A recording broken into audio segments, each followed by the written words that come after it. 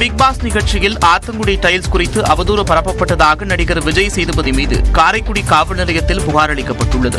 தனியார் தொலைக்காட்சியில் Tamil big Boss season 8 நிகழ்ச்சி நடைபெற்று வருகிறது.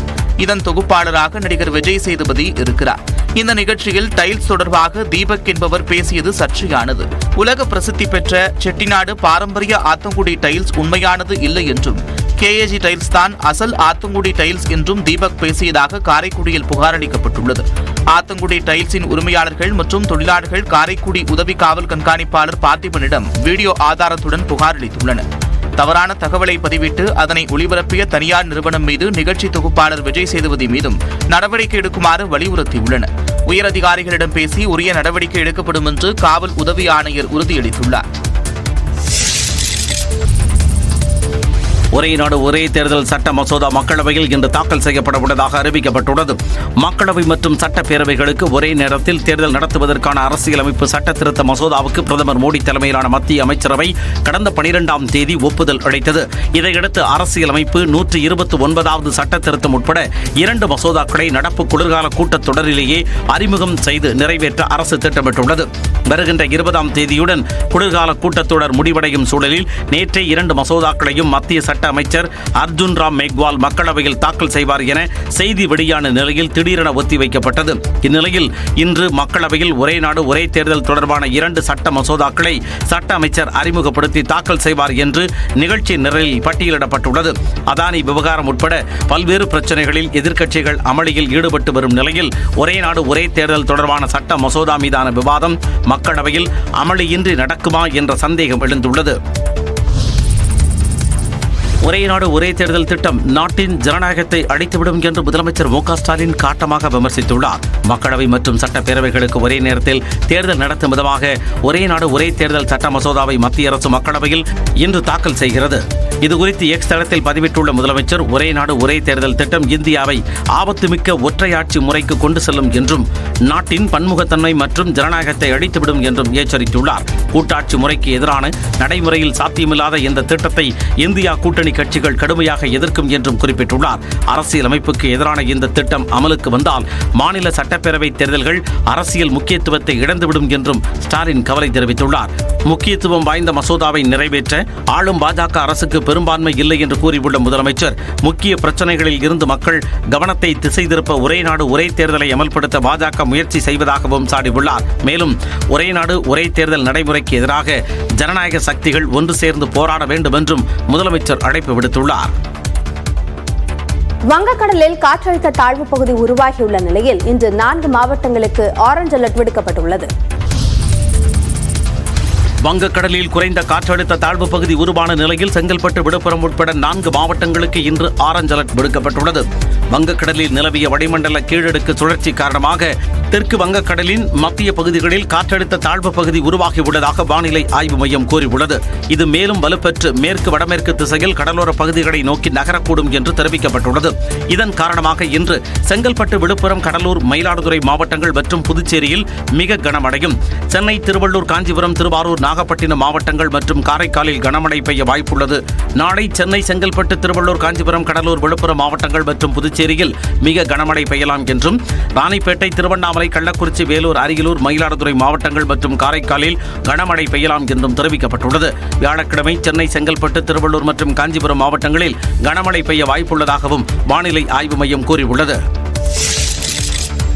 தஞ்சாவூர் மாவட்டத்தில் சுமார் 35,000 ஏக்கர் பரப்பளவிலான நெற்பயிர்கள் மழைநீரில் மூழ்கி சேதமடைந்திருப்பது விவசாயிகள் மத்தியில் சோகத்தை ஏற்படுத்தியுள்ளது. தஞ்சாவூர் மாவட்டத்தில் பெய்த தொடர் மழை காரணமாக நெய்வாசல், தலையாமங்கலம், காட்டூர், பூதலூர், திருவையாறு, பாபநாசம் உள்ளிட்ட பகுதிகளில் நெற்பயிர்கள் மழைநீரில் மூழ்கின. இதனால் விளைநிலங்கள் முழுவதும் கடல் போல காட்சியளித்தன.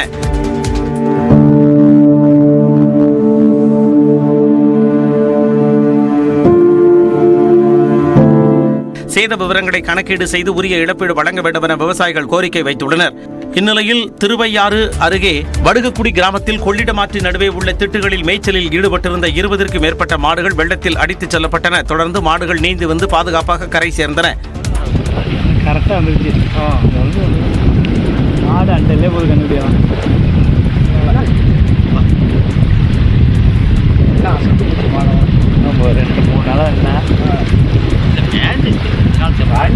இதனிடையே திருவாரூர் மாவட்டம் நன்னிலம் அருகே ஆயிரக்கணக்கான ஏக்கர் சம்பா பயிர்கள் வெள்ளத்தில் மூழ்கின.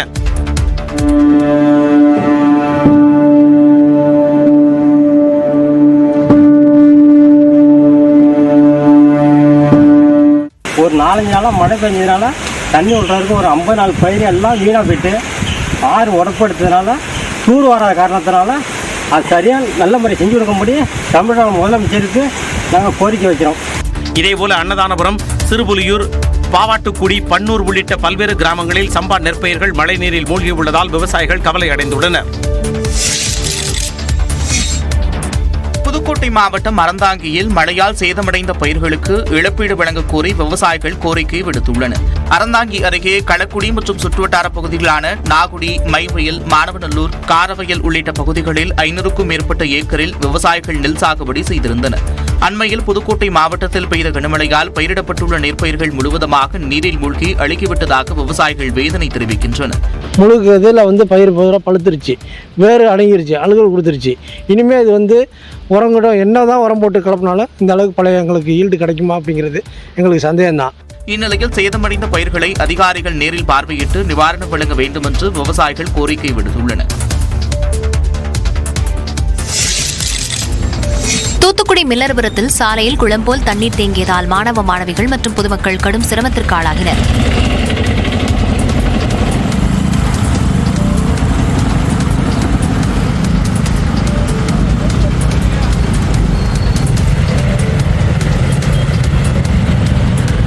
தூத்துக்குடி மாவட்டத்தில் கடந்த 11 மற்றும் 12ஆம் தேதிகளில் கனமழை பெய்தது. இதன் காரணமாக தூத்துக்குடி மாநகரத்தின் தாழ்வான பகுதிகளில் குளம் போல் தண்ணீர் தேங்கியது. மழை விட்டு 4 நாட்களாகியும் ஒரு சில பகுதிகளில் தண்ணீர் வடியாமல் உள்ளது.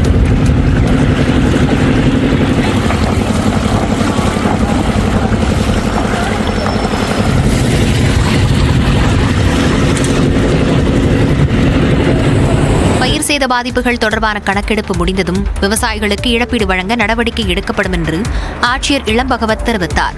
ஒட்டுமொத்தமான சாலைகள்ல இதுக்கு முன்னாடி 14ஆம் தேதி ஒரு 8 சாலைகள் பாதிக்கப்பட்டிருந்துச்சு. அதுல நேற்று ஒரே ஒரு சாலை மட்டும்தான் போக்குவரத்து நிறுத்தப்பட்டிருந்துச்சு. 8 சாலைகள், நேற்று ஒரு சாலை மட்டும்தான் நிறுத்தப்பட்டிருந்துச்சு. தூத்துக்குடி மாவட்டத்தில் சராசரியை விட குறைவாகவே மழை பெய்திருப்பதாகவும் ஆட்சியர் தெரிவித்தார். பெஞ்சல் புயலால் ஏற்பட்ட பயிர் சேதங்கள் குறித்து இன்றைக்குள் கணக்கிட்டு அரசுக்கு அனுப்பி வைக்க வேண்டும் என்று வேளாண்மை மற்றும் தோட்டக்கலை அதிகாரிகளுக்கு அமைச்சர் MRK பன்னீர்செல்வம் அறிவுறுத்தியுள்ளார். பெஞ்சல் புயல் மற்றும் வடகிழக்கு பருவமழையால் ஏற்பட்ட பாதிப்புகள் குறித்து அனைத்து மாவட்ட வேளாண்மை இணை இயக்குநர்கள், தோட்டக்கலைத்துறை துணை இயக்குநர்களுடன் காணொலி காட்சி வாயிலாக அமைச்சர் ஆய்வுக் கூட்டம் நடத்தினார்.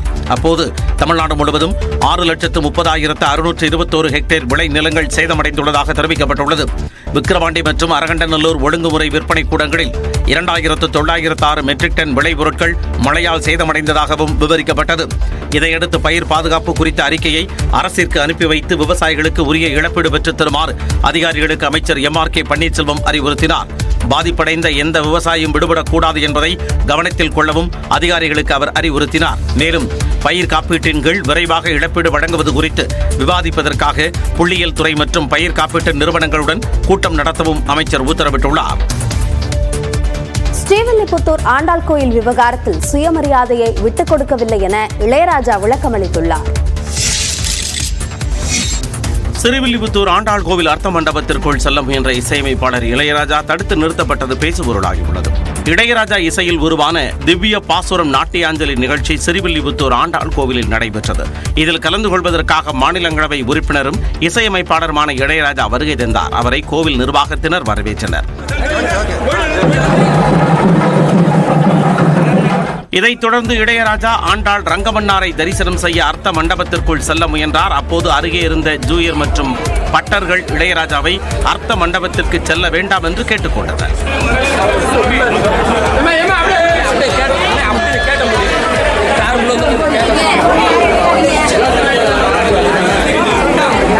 அதைத் தொடர்ந்து அர்த்த மண்டப நுழைவு வாயிலில் நின்றவாறு இளையராஜா சாமி தரிசனம் செய்தார். மேலும் திவ்ய பாசுரம் நாட்டியாஞ்சலி நிகழ்ச்சியையும் கண்டு ரசித்தார்.